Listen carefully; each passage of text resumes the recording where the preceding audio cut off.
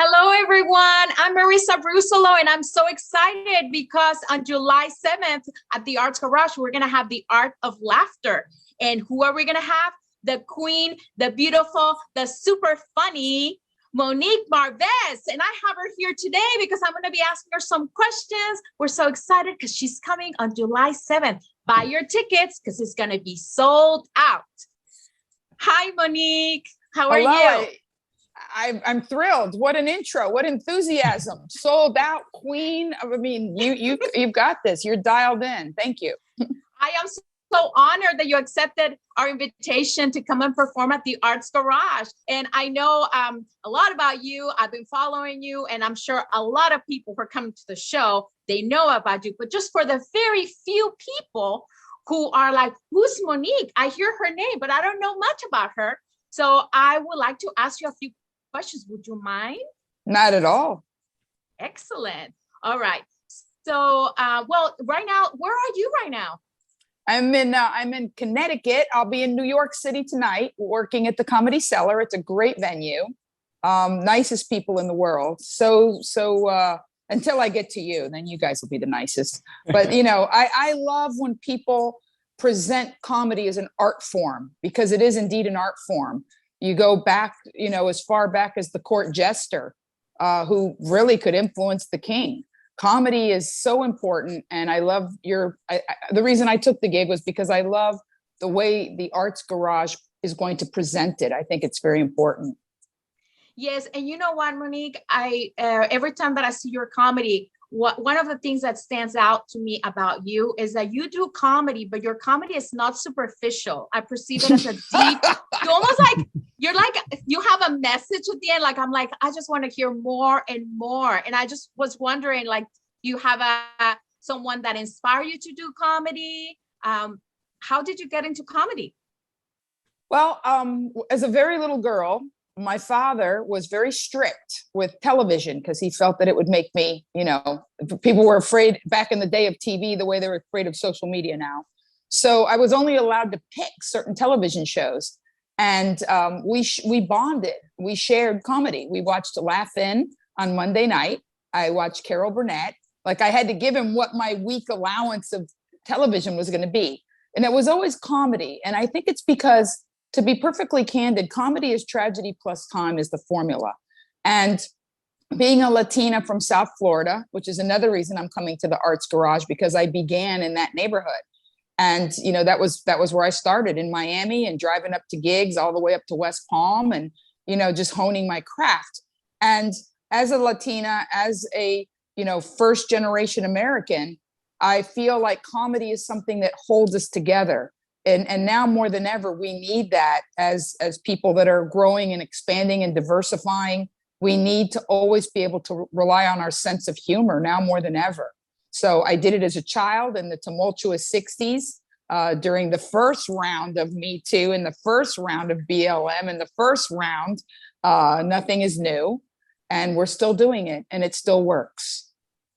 Yes, it does. Every special that I've seen, guys, if you have not seen her specials, you can go on YouTube, you can find her. Tell us a little bit, where can they find your specials? Because you do have, I've seen a few of them, all so hilarious. I can watch them again and again, and I laugh and I laugh and I laugh. It's like, it just never gets old. I love them. Thank you. That means so much to me. Here's the upshot. I love that I've been doing this for 30 plus years. I quit my day job in 1993. So, I'm not 25 years old, a little bit more than that. And I love that currently I'm on HBO Max with the HA Comedy Arts Festival. I'm on Showtime with Women of a Certain Age. I'm on Amazon Prime with Snoop Dogg Presents The Bad Girls of Comedy. I'm on YouTube with Not Skinny, Not Blonde, which was on Showtime, and Latin Divas of Comedy. And me personally, I'm not on TikTok.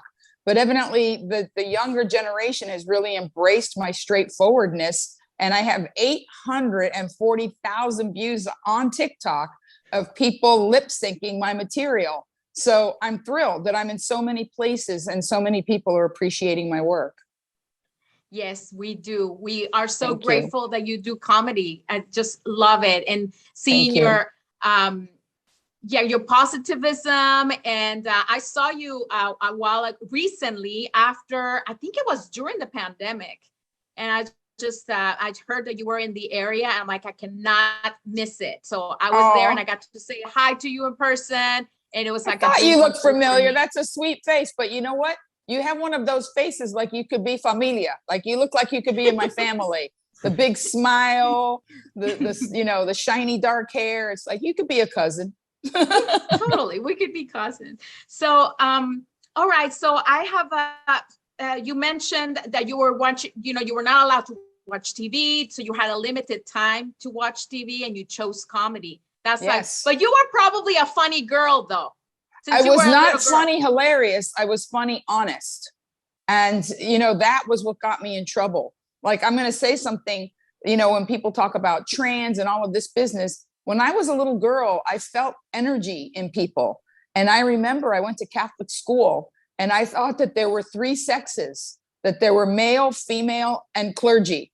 You know what I mean? Like I didn't, Like I didn't, energetically, I don't see people, I feel them.